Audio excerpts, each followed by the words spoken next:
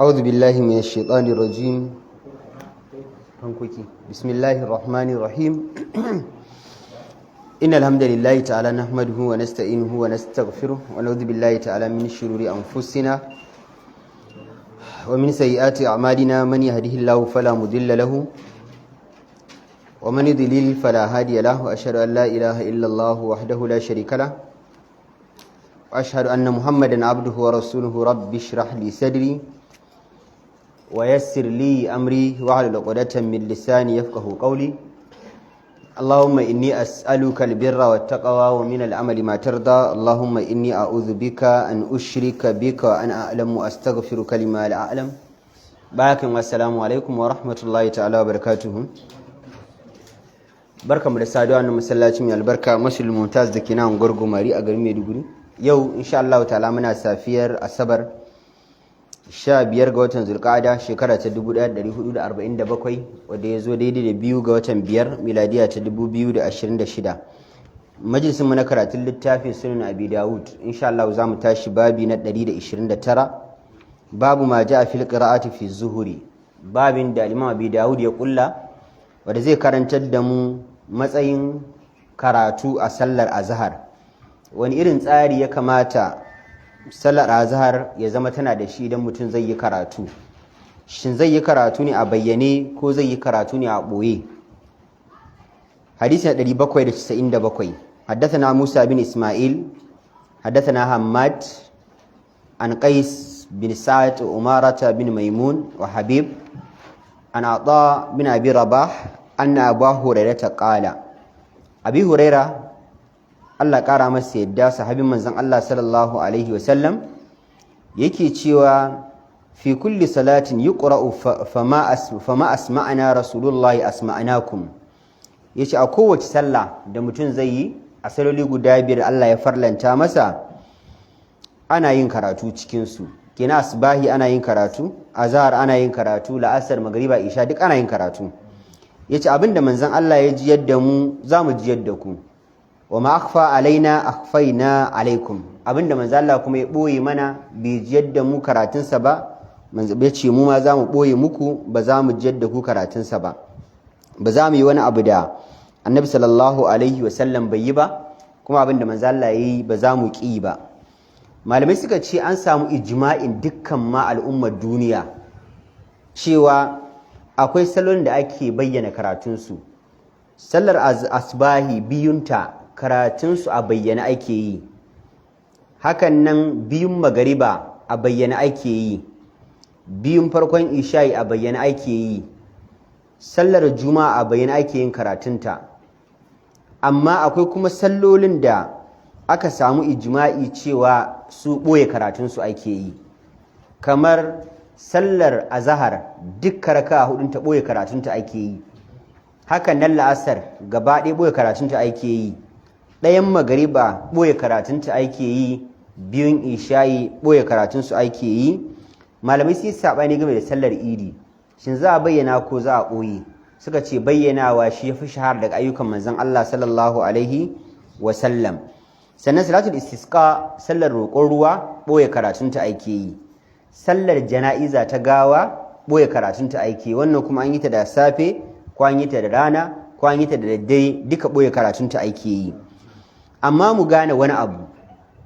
wannan salo da ake cewa ana ɓoye karatunsu ana bayyana karatunsu dukka wa'annan ɓoyewan da bayyanawan sunna ne. Idan yanzu mutum ya zo sallar azahar sai ya yi karatun raka'a hudun duka a bayyane a fili,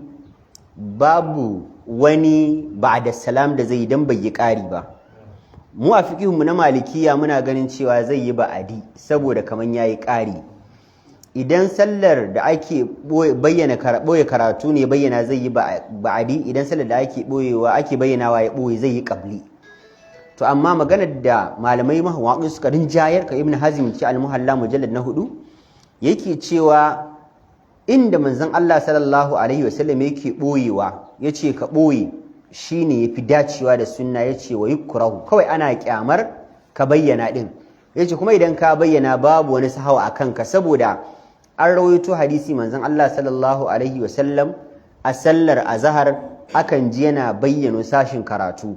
Tunda ku annabi ya bayyana sashin karatu inda a ce bai halatta annabi ba zai bayyana ba. To tunda kuma zalla ya bayyana a wajen boyewa to hakan nan ka kishiyantar da abin dan ka boye a wajen bayyanawa shi ma ba abin da ya hau kanka. In ka ce akwai abin da ya hau kan mutum an na sahawu to sai ka ce a can ma akwai abin da ya hau kan mutum na sahawu. Sannan mu gane wani ka'ida, al-aslu a babin istihbab, duk sallar da ake yin ta a rana an fi so a ɓoye karatunta, an fi so mustahabi.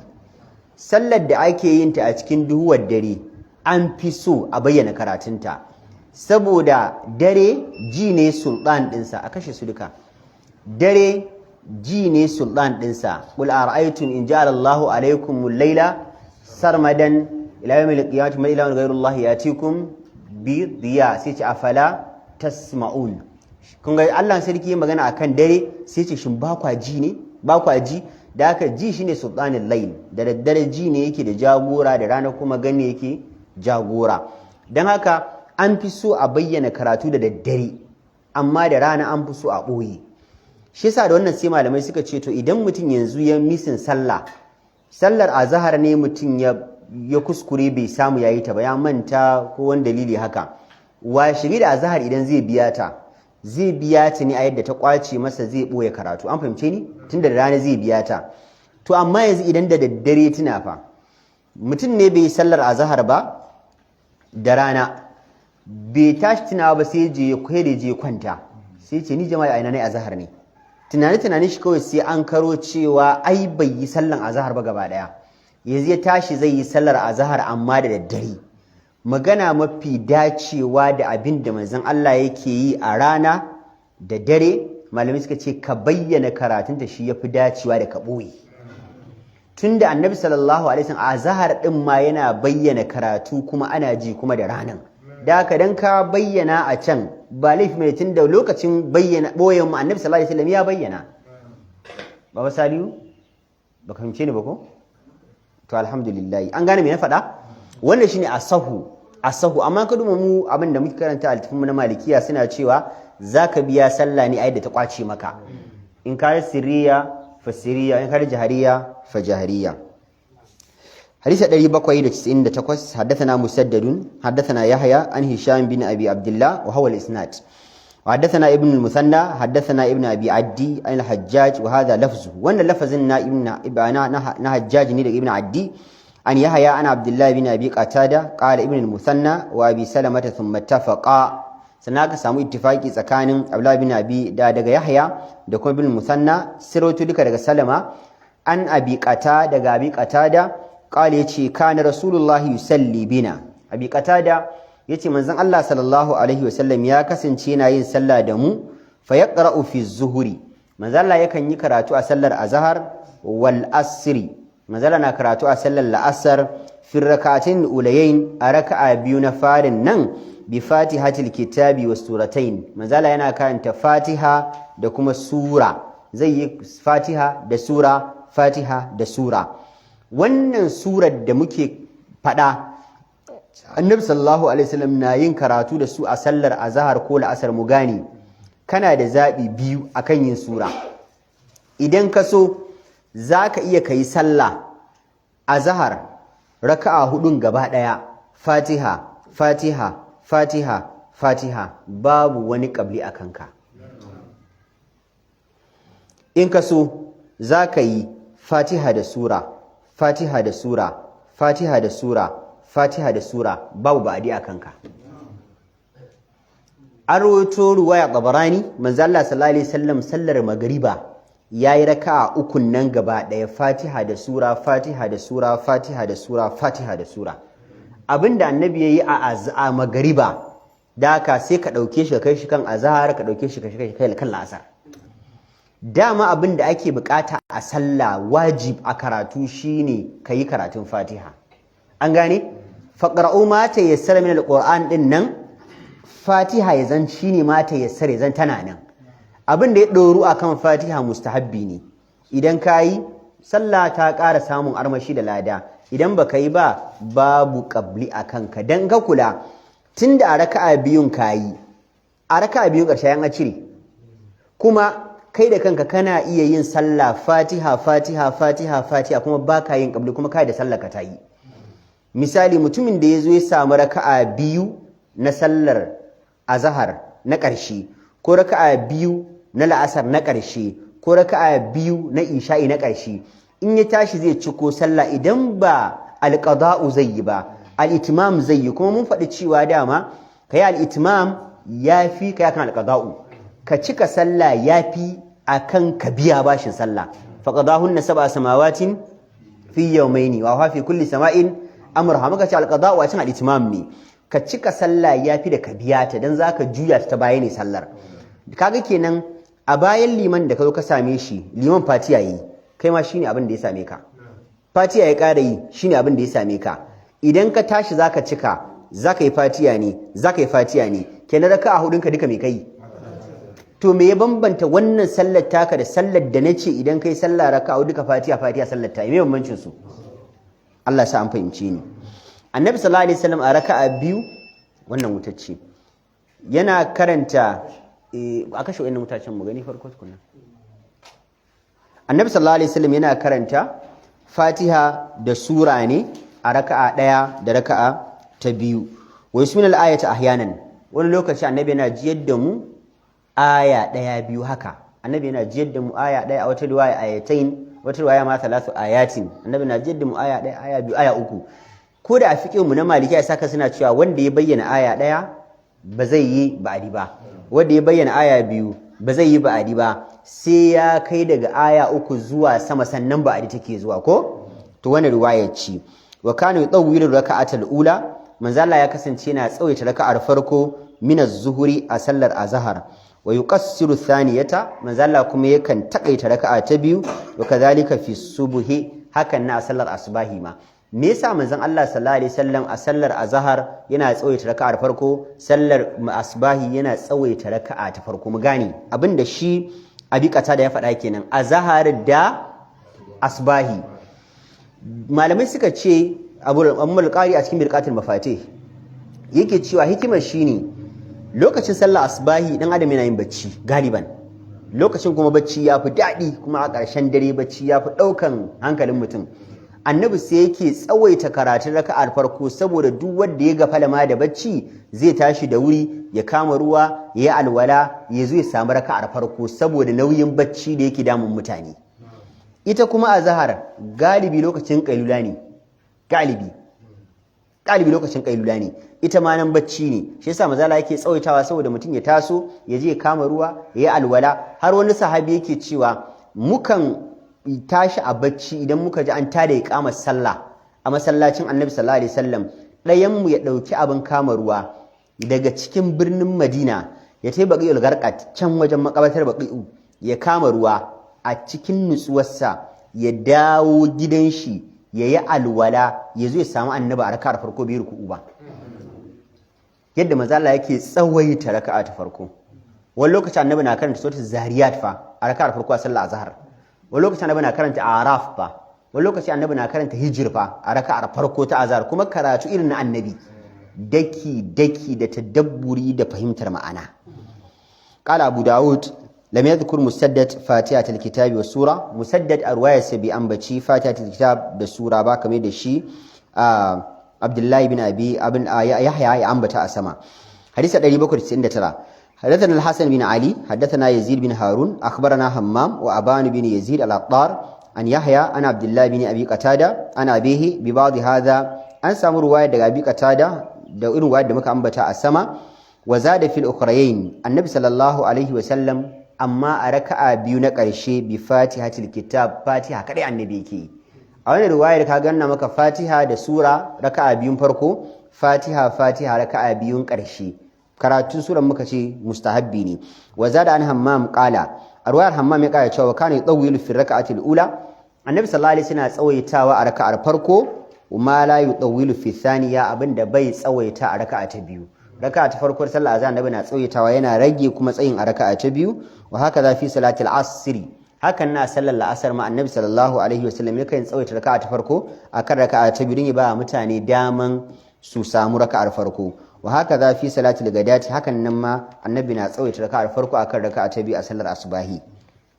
hadisi 800 حدثنا الحسن بن علي حدثنا عبد الرزاق أخبرنا معمر عن يحيى عن عبد الله بن أبي قتادة عن أبيه قال عبد الله بن أبي قتادة يا رسول babansa cewa fazananna annahu yuridu bidhalika an yudrika an-nas ar-rak'ata al-ula mun fahimci manzo Allah yana tsawaita raka'ar farko na sallar azhar ya tsawaita raka'a ta farko na sallar magriba abinda asbahi saboda ya ba mutane dama su riski wannan raka'ar ba a so kai misir raka'ar farko raka'a ɗaya a sallar farilla an tambayi Abu Huraira cewa ya matsayin mutumin da ya zo ya samu imami a raka'ar fayi ya samu ruku'u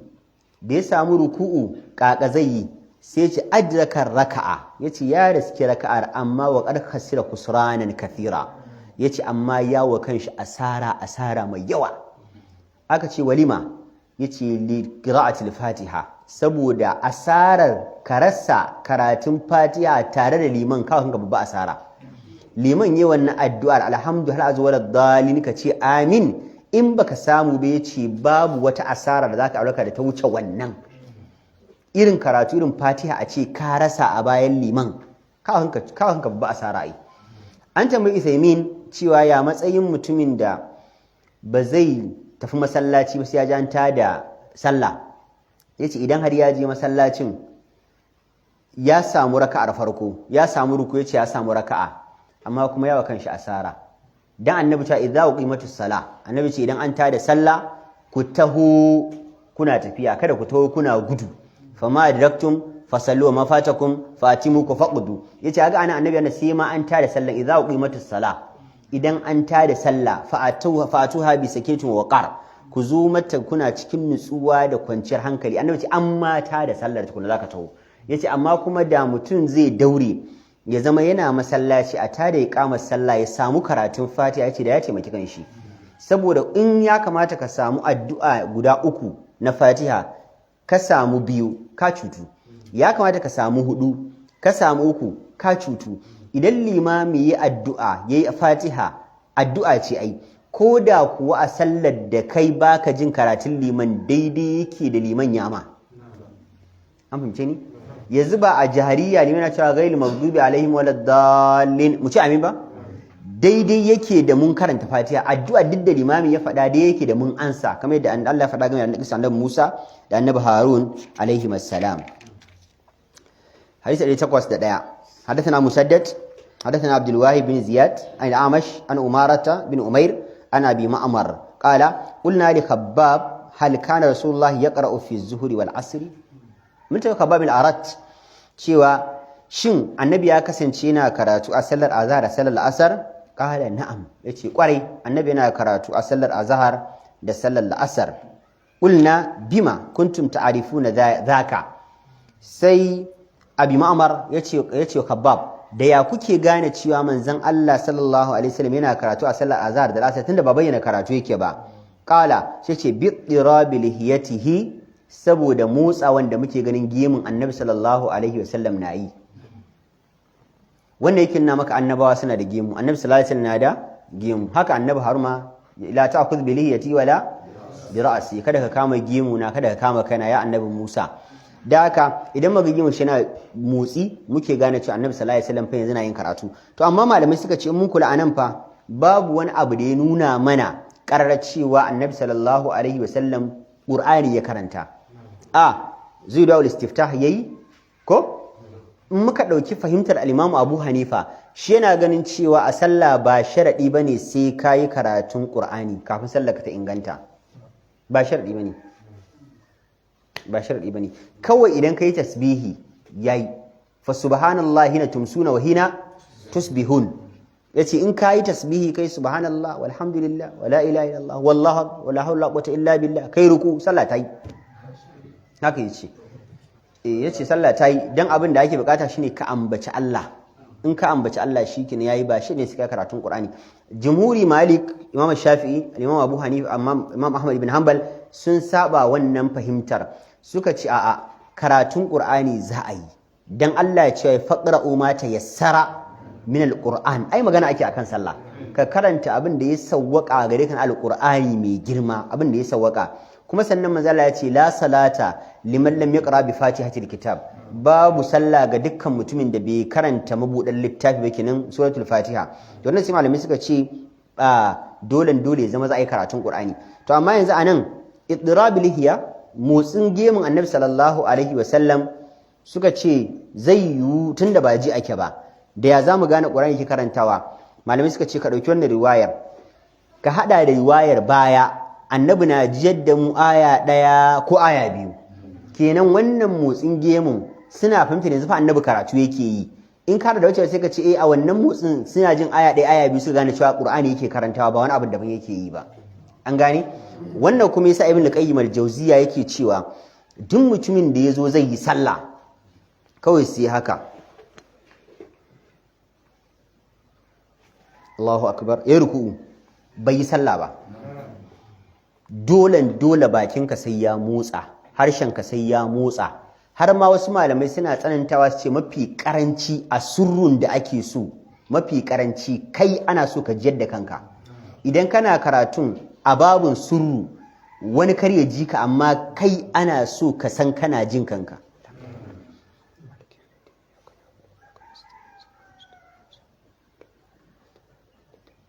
ai na jin kaina.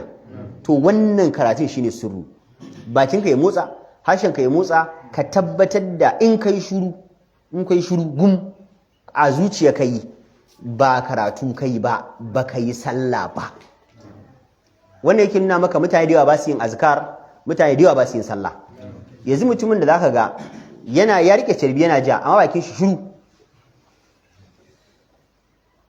in ka tambaye shi me yake sai ya ce ina yi a zuciya. aje carbin ka je kai wani abin daban, da kai da wadda bai yi ba matsayin ku daya. shi ana so dole shi sa maza ce la yazalu lisanaka rataban, a jike harshen ya zama yana motsi, dole ya zama a jike da ambatan Allah, harshen ya motsa, leban ya motsa. shirugum ba sallah bane. wannan zaka tausaya iyayen mu mata, za su yi ta sallah a gida, ga mama ta yi shiru. iyayen mu na da Allah ya fi musu ya gafarta musu, ilimin ne babu. duk iyayen mu haka suke sallah, za ga mama ta tashi za ta yi sallah bakinta kirb a rufe, ga ta buɗe baki Allahu akbar sai za ta yi kabbara. da sira yi kabbaran ma duk ba sa yi, daga farkon sallar ta har ƙarshe za ka ga bakinta gum har sai ta sallama za a ji ta. Allah ya ji kansu. حديث 802 حدثنا عثمان بن أبي شيبة حدثنا عفان حدثنا همام حدثنا محمد بن هجادة الرجل عن عبد الله بن أبي أوفى أن النبي كان يقوم في الركعة الأولى. عبد الله بن أبي أوفى yace manzo Allah sallallahu alaihi wasallam ya kasance yakan tsaya a raka'a ta farko min salati al-zuhri a sallar azhar hatta la yusma'u waqa'u qadamin, har manzo Allah sai ya daina jin motsin tattakin tahowa sallah. annabin ya tsaya ya fara karatu a sallar azhar, annabin ya ji tap annabi zai ruku ba har sai ya ji shiru ba mai zuwa, sannan manzo Allah sallallahu alaihi wasallam zai yi ruku'u. amma mu kula wannan hadisin, duk da hadisin na da rauni, muna da issues da yawa da shi. issue na farko, manzo Allah sallallahu alaihi wasallam yake cewa man amman nas falyukhaffif, duk wanda zai jagoranci mutane sallah ya sassauta, fa inna fihi mudda'ifa was-saqim wa haja, a cikin su akwai mara lafiya, akwai mai bukata, akwai mai rauni. gashi annabi sallallahu alaihi wasallam kuma ya tsawaita har sai ya daina jin tafiyar kafafai. to sai malamai suka ce abu biyu, ko dai manzo Allah ya kalli irin suwaye a bayansa, wala Allah irin mu ne samari, kaga duk ba damuwa. wala Allah kuma tsayuwar da ake ci annabi yakan ya sai jin tafiya, tsayuwar a cikin tabawu tatwil, duk bai wuce gwargwadon annabi ya karanta Fatiha a sallar azan lokacin da karanta wallahi idan ya gasha, irin su Iqra, bai wuce duk wannan tazarar ba, babu matsantawa a ciki ko ka shautan kan nan malaya. an gane yawa wannan wuta ce kawai matsala. da haka zai zama annabi sallallahu alaihi wasallam babu matsantawa a ciki. an gane babu takurawa ciki. wasu kuma suka ce a'a, a abinda manzon Allah sallallahu alaihi wasallam yake din nan, annabi sallallahu alaihi wasallam ya san a lokacin da aka tada sallah dukkan wani sahabi da yake galibi ai da Madinan duk tana kusa ne da masallaci, ai dukkan Madinan fa a cure take a waje daya. bayan yanzu da kake ganin za a yi wani tafiya mai nisa, a'a duk Madinan da a cure take waje daya, cip haka take. an gane an tambayi Uthaymin game da mutumin da yayi ruku'u sai ya ji alamar ga wannan tahowa zai samu ruku'un, shin ya jira shi ko kare jira shi? Sai ce wannan lamarin yana kuma zuwa ga yayi su wadda suka yi ruku'un da limamin za su ji. Idan misali mutum ya yi ruku'u ya yi tasbihinsa guda uku, wadda shine aqal a fahimtar wasu malamai, ya yi tasbihinsa guda uku kawai zai dago sai ya tahowar wani, da ya tahowar wani in yanzu ya daga masa kafa 'yan bayan shi za su cutu, to ya kyale shi ya tashi, saboda yanzu wa'annan da ke sallah tare da shi su ne nashi, wannan ai bai zama nashi ba tunda bai shiga sallah tare da shi ba. Amma idan ya zama a surku'un wa'annan ba za su cutu ba, to ya ma wancan kuma alfarma, ya ce fa amrun mustasan, abu ne da aka so ya masa alfarma, musamman in ya zama a raka'ar ƙarshe ne, ba raka'a ta ɗaya ba raka'a ta biyu. An fahimce ni? Yawwa. Babu takfifil ukhrayn, babin da ake so ka takfif, ka rage yawan tsawon raka'a na biyun baya na sallar azhar da la'asar da isha'i. Biyun ƙarshe ana so ka yi takfif, ka rage tsawon su wa'annan karatun da za ka yi, ko da za ka yi fatiha da sura kamar da muka ce ya halatta, ka rage tsayin fatiha da suran kada yi tsawo sosai. حديث 803 حدثنا حفص بن عمر حدثنا شعبة عن محمد بن عبيد الله أبي عون عن جابر بن سمرة قال عمر لسعد، عمر بن الخطاب يتشي وسعد بن أبي وقاص صحابي من الله صلى الله عليه وسلم قد شكاك الناس في كل شيء. mutanen garin Kufa da yake Umar dan Khattab ya tura Sa'd bin Abi Waqqas gwamna a kasar Kufa, to sai zamanto mutanen yayi kusan shekara 3 yana musu mulki, kawai saboda yadda yake bin dokoki da ka'idojin shari'a sai suka ki Sa'd bin Abi Waqqas, suka tsane shi, ya fiye bin doka, ya fiye bin tsare-tsare da doka da oda, an gane ai. Har sai na Umar ya je ya ce a bincika ya yake gudanar da mulkin sa, yace idan garin Allah ya waye farko in yi sallah asubahi zai shiga gida, in ya shiga gida zai wa matan shi wanke-wanke, zai daura musu abinci, zai musu aikace-aikacen gida, saboda bayi da albashin shi da ake bin shi a matsayin shi na gwamna, bayi da karfin da zai iya daukan mai aiki, da haka shi sa yake musu wannan. In ya gama girkin sai ya tashi matan ya zuba musu abincin, idan suka ci sai ya wanke kayan da aka ci abinci, sannan matan su koma su kwanta ko su koma su huta, shi kuma sai ya fita majalisi a matsayin shi na gwamnati ta Gamman House, irin abin da kuke dai baba da matanku, irin da kuke da matanku da kuke yi ba. Aka ce bayan nan ya ce sai idan ya gama jin koken mutane gaba ɗaya, solving files da ke gabansa, dab azhar zai shiga gida, zai kikkintsa musu abin da zai dafa musu na rana, zai yi alwala sai ya fito, ana yin sallah sai ya koma gida ya dafa musu abinci, idan aka ci ya wanke kayan ya gyara komai, kuma sai ya ƙara fitowa bayan sallar la'asar majalisi ya zauna nan ma ya ji koken mutane.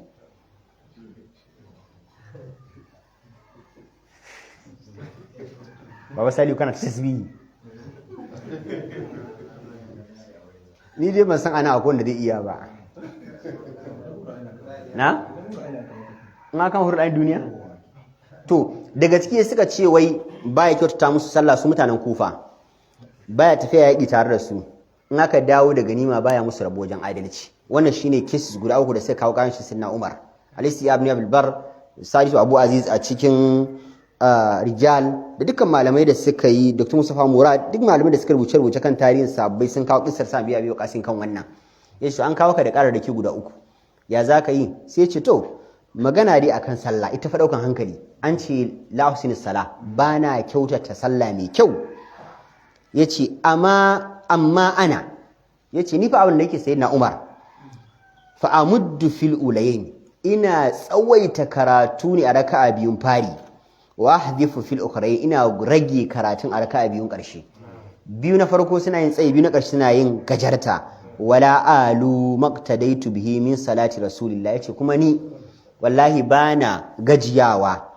bana jin wani abu na kashi ko kosawa a abin da nake koyi na sallan manzon Allah, da annabi haka yake da mu. Annabi na yi raka'a biyun farko da tsayi, na biyu gajeru. Kala zaka zannu bika sai na sai ce dama abin da nake tsammata ma kenan ya sami Abu Qasim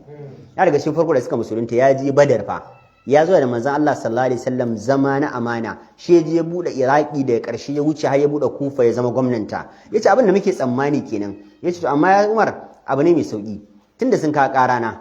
ka tura wani ya je garin yayi bincike ya tambayi mutane aji in haka nake za aji in ba haka nake ma za aji sai na mare tura wani sai zama duk abin da wa'annan mutane suka shi a shi ƙarya ne Umar dan Khattab sai ya canza shi a matsayin gwamna to malamai suka ce me yasa kuma Umar ya canza shi bayan ya tabbatar da abin da ake zargin shi da shi ba gaskiya bane mu riƙe wata ƙa'ida a babin shugabanci duk lokacin da mabiyanka suka nuna ba sa son ka duk kirkinka ba za su ma biya fitina ta biyu baya yaƙi ne zai tashi fitina ta taso dan a toshe kofar fitina sai na Umar sai ya canza shi ya kai musu wani daban cikin sahabban manzon Allah sallallahu alaihi wasallam حديث 8 حدثنا عبد الله بن محمد يعني النفيلي حدثنا هشيم أخبرنا منصور عن الوليد بن مسلم الهجيمي عن أبي الصديق الناجي عن أبي سعيد الخدري قال أبي سعيد يكي تشيوا hazarna qiyama rasulillah yace mun kaddara mun kimanta tsayuwar manzon Allah sallallahu alaihi wasallam fi zuhri wal asr a sallan azhar da sallan la'asar fa harazna qiyamahu yace sai muka kaddara tsayuwar manzon Allah fi raka'atin ulayain min az-zuhri a raka'a biyu na farko na sallan azhar mun kaddara qadra 30 aya gwargwadon karanta aya 30 ne kawai suratul sajda haka qaddara alif lam mim tanzil sajda wa hazarna qiyamahu yace kuma sai muka kaddara tsayuwarsa fil ukrayain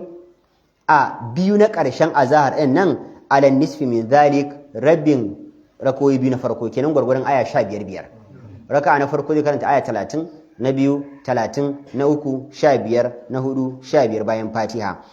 wa hazarna qiyamahu fil ulayain min al-asr yace sai muka kaddara kuma tsayuwar manzon Allah sallallahu alaihi wasallam a raka'a biyu na farkon la'asar ala qadil ukhray min az-zuhri gwargwadon abinda annabi ke karanta a raka'a biyu na ƙarshen azhar kenan raka'a biyun farkon la'asar annabi na karanta tsayin abin da ya kai aya 15 mun gane wa hazarna qiyamahu fil ukhray min al-asr ko mun kimanta raka'a biyun ƙarshen la'asar da annabi ke yi ala nisfi min dhalik rabin abin da annabi ke karanta a raka'a biyun farkon la'asar kenan kamin ya karanta fatiha sai ya karanta aya 7 wannan ma ruwaya tana muslim tana maka karrar cewa a sallar azhar la'asar annabi na yin karatu a raka'a hudun gaba daya fatiha da sura ko kula raka'a biyun farko aya 30 raka'a biyun la'asar aya 15 biyun karshen la'asar rabin abin da yake karanta a raka'a biyun farkon la'asar kinan gurgurun aya 7 babu qadil qira'ati fi salati zuhri babin abin da ake karantawa gurgurun abin da za a iya karanta a sallar azhar حدثنا موسى بن اسماعيل حدثنا حماد عن سماك بن حرب عن جابر بن سمرة ان رسول الله كان يقرأ في الظهر والعصر جابر بن سمرة yace manzo Allah ya kasance yana karantawa a sallar azhar da al'asr bis sama'i wat tariq manzo Allah na karanta was sama'i wat tariq was sama'i dhatil buruj annabi na karanta was sama'i dhatil buruj wa nahwihi ma min as-suwar da kuma irin wa'annan kwatankwacin surorin irin su annabi ke karanta a sallar azhar da annabi sallallahu alaihi wasallam kare ya tsawaita me yasa saboda azhar lokacin da shagulgulan neman abincin mutane malamai suka ce baya tsawaitawa sosai kaga ai was sama'i wat tariq was sama'i dhatil buruj ba ta da tsawo sosai mutum yana so a gama ya je ya koma kan kasuwarsa حديث 8 حدثنا عبيد الله بن معاذ حدثنا أبي حدثنا شعبة عن سمع جابر بن سمرة قال جابر بن سمرة yake cewa kan rasulullah idza dhahadat ash-shams rana annabi sallallahu alaihi wasallam ya kasance da rana ta karkace daga tsakiya sallar zuhura annabi zai sallaci azhar rana tana tsakiya cak in ka bude kafarka inuwar ta tana tsakanin kafin guda biyu annabi bai sallah daga inuwarka ta fara fita daga jikinka rana ta fara zawali annabi zai sallaci azhar wa qara bi nahwi min wal-layli idha yaghsha abinda annabi ke kanta shine bai wuce gwargwaran irin su wal-layli idha yaghsha ba irin su iqra irin su wash-shamsi wal asr kadhalik sallal asr ma haka was salawati kadhalik haka nan sauran sallolin ma gaba ɗaya manzo Allah bai wuce irin wannan karatun yake musu illa subha amma banda asubahi kenan ka ce azhar la'asar magriba isha duka manzo Allah bai wuce irin waɗannan surorin su iqra su shamsi su manzo Allah ke karantawa fa innahu kana yudiluha manzo Allah yana tsawaita su duka me yasa ake ta kama maka an nuna maka cewa al'amuru wasi' kana da dama ka karanta doguwar su akwai lokacin fa annabi ke karanta araf fa annabi lokaci ke karanta isra kuma akwai ruwayar da manzo Allah ya karanta a sallar azhar annabi ya karanta qul a'udhu bi rabbil falaq qul a'udhu bi rabbin nas al'amru wasi lokaci kanta idza ja'a nasrullahi duk me yasa ka duba yanayin da ake ciki ka duba yanayin wanda suke bin ka sallah a bayanka ka duba zuruf na mutane ka duba wani hali ake ciki shi zai bayi zuwa ga me ya kamata in yanzu misali an shigo masallaci ba wuta ana zufa mutane ana sallah suna ta buga riga ana fifita kai kuma ka ɗauko musu sai ka sauke bakara a salar azhar akwai damuwa ai to yanzu anan sai ka duba yanayin zafi da yake damun mutane sai ka ayan takaita musu an gane ai gwargwada abin da bukata ba za ta cutar ba kai idan fa ka karanta aya ɗaya ma fa sallar ta yi kai karatun fatiha sai kai thumma nazar kai ruku sallah ta yi babu wani abun hani a ciki faqara ma ta yassar aka sunan alquran amma kuma ba a so kuma a maida shi ɗabi'a an tambayi ibn bas cewa wani limami shi a rayuwarsa a garinsu sallar isha'i kullum idan ya tashi in ya gama karatun fatiha na farko sai ce thumma nazar sai ruku'u idan ya gama karatun fatiha ka sai ce thumma abasa wa basar sai ruku'u haka yake yi for years tsawon shekaru a yace to wannan bai yi laifi amma kar ya maida abin ɗabi'a sai ya zama wani wadda zai taso a irin wannan rayuwar sai ya tsammanin ba a karanta wani abu a sallar isha'i sai wannan yanzu kamar misali dukkan mutanen da muka taso abin da muka sani a wajen iyayenmu da kakanni da sallan magariba kullum fatiha ne da inna anzalna fi lailatul qadr fatiha ne da qul huwallahu ahad ba a taba canza wani sura sai su kuma gane a sallar juma'a ya zo a sunna abinda kullum muke ji shine sabbi da hal ataka hadisu da gashiya sai mutum idan ba karatu ke sai tsammanin ba a taba karanta wani abu kwata-kwata sai sabbi da algashiya ana so ka riga sha dan ka nuna mutane cewa al'amru fihi si'a akwai yalwa ciki in mutum ya so ya karanta wannan ya so ya karanta wannan ya so ya karanta wannan zabi yana hannun mutum an gane hadisi 807 haddathana Muhammad bin Isa haddathana Mu'tamir bin Sulaiman wa Yazid bin Harun wa Hushaym an Sulaiman at-Taymi an Umayya ana bi Mijlas an ibn Umar annabiy sajada fi salati zuhri manzo Allah yayi sujudu tilawa a sallar azhar kaga sallar azhar ba a bayyana karatu amma annabi da yazo karatun shi da yake a boyen akwai sujudu tilawa annabi sai yayi thumma qama annabi da ya dago daga sujudu tilawan bai sake karatu a bayan dagowan ba faraka'a sai ruku wannan maka ya halatta kana da zaɓi biyu in ka so idan ka taso ka ci gaba da karatu daga nan ka yi ruku in ka so kuma idan ka ɗago ka tsaya sai ka yi ruku sai ka ɗago ka ci gaba da sallah ka yayi babu laifi in ka ga dama ma gaba ɗaya ma kar su ji tilawa din sai na Umar wata rana ya karanta ta a minbari ya sauke sujada juma'a mai zuwa ya ƙara karanta ya ki saukowa ya ce min yi wancan juma'an da wannan don mutane su gane cewa ba dole ba ce fara'inahu annahu qara'a tanzil as-sajda yace sai muke ganin fa manzo Allah ya karanta tanzil as-sajda qala ibn Isa yake cewa lam yadhkur umayyah ahadun illa mu'tamir umayya a cikin sanadin sa bai ambaci kowa ba illa wannan rawi mu'tamir bin Sulaiman a cikin sanadin sa hadisi 808 hadathana Musaddad hadathana Abdul Waris an Musa bin Salim hadathana Abdullah bin Ubaydillah qala dakaltu al ibn Abbas Abdullah bin Ubayd yace mun shiga wajen Abdullah bin Abbas fi shababin min bani Hashim cikin wasu tarin gungun samaran kabilar bani Hashim shab shine mutumin da ya kai shekara 30 yasa manzo Allah ya ce ya ma sha shabab ya ku taron samari da kai shekara 30 mustamikumul ba'ata falyatazawwaj duk wanda cikin ku ya ga zai iya daukan dawainiyar hidimar aure to fa yi aure inda ya kai 30 minna fa qulna li shabbin minna yace sai muka ce wani saurayi a cikin wannan tawagar Salim ibn Abbasin tambaya mana dan Abbas mana akana rasulullah yaqra'u fi zuhri wal asr shin annabi sallallahu alaihi wasallam yana karatu a sallar azhar da la'asar yana karatu a sallar sa fa qala la yace a'a kar ma a je ga wannan tambayar dan Abbas ba zai ji dadin ta ba saboda ya san annabi na karatu mun gane karatun yace la kar a ma dan Abbas wannan tambayar dan shi zai baci dan ta ina ma zai yi a ce mutum yana sallah ba zai yi karatu a cikin sallar mun taimaka mai da wannan a dan kurita okay an gane yace kwata kar ma a masa tambayar dan shi zai baci ba kar a yi tambayar fage lahu fal'allahu kana yaqra'u fi nafsihi sai shi mai tambayi sai ya to ko dai annabi na karantawa a cikin ransa ne baya motsa bakinsa faqala khamshan hadihi sharrun min al-ula yace kai ai kurjewa ma kenan khamash shi ka fadi ko ka gogi abu jikinka fatar ka ta dayi ana ganin naman ka zai tsatsafar da jini shi ake cewa kurjewa yace khamshan ai kurjewa ma kenan hadihi sharrun min al-ula ai wannan ta biyun da kuke cewa ma annabi na yin karatu a boye a cikin ransa bai motsa harshe da baki ai ta fi magana farkon ma sharri kenan kuna so ku ce manzo Allah yayi sallah bata yi ba kenan tunda duk wanda bai motsa baki sallah bata yi ba ya fi na farko muni kana abdan ma'amuran ballaga ma ursila bihi annabi wani bawa ne cikin bayin Allah da ubangiji ya umarce shi ya isar da sakon da aka turo shi kuma annabi sallallahu alaihi wasallam ya isar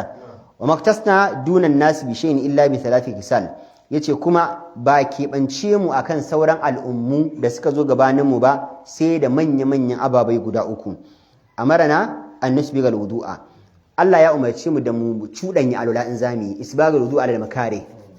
ka cuɗa alwala sosai musamman lokacin da baka da lafiya kana zazzabi ko ana sanyi ka cuɗa jikinka sosai don ko ina ya zama ya samu ruwa walla na akulu sadaka kuma mu ahlul baiti ya zama ba za mu ci sadaka dan dattin mutane ne walla nunziyal himara alal faras kuma kada mu yi barbarar jaki akan doki saboda za ta haifo ai alfadari ne kuma amfanin da doki ke wa al'umma ya fi amfani da alfadari ke wa al'umma da haka kada mu dinga yin wannan barbarar dan za a waye gari alfadarai sun yi yawa dokuna sun yi kaɗan amfanin da ake na ɗaukan kaya da kuma hidimomin yaƙi duk zai zo ya zama babu shi yayi baya hadisin ƙarshe 809 haddathana ziyad bin ayyub haddathana hushaym akhbarna husayn an ikrima an ibn abbas qala dan abbas yace la adri ban sani ba akan rasulullah ya qara'u fi zuri wal asri amla shin annabi sallallahu alaihi wasallam yana yin karatu a sallar azhar ko sallar la'asar yace wallahi ban sani ba mu kula wannan ruwayar dan abbas ce wannan ruwayar a baya ma kuma dan abbas in aka zo a tambaya sai shi a rawin abdullahi bin ubay yake cewa karrama a tambayi shi annabi sallallahu alaihi wasallam na karantawa kun gane to kuma anan gashi